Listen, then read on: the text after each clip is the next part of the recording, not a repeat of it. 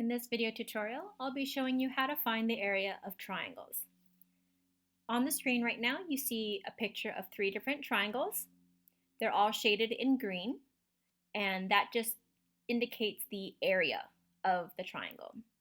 So every single triangle has the base identified as well as the height. The base and the height of a triangle will always be perpendicular. The area formula is equal to the base times the height divided by 2. Some people like to think of it as 1/2 times the base times the height. Let's take a look at an example. Here we have a picture of a triangle with the base and the height labeled. Go ahead and use your formula to find the area of a triangle. The base is 9 centimeters. The height is 5 centimeters. Simplify that expression. The numerator 9 times 5 gets you 45. Divide that by 2, you get 22.5 centimeters squared.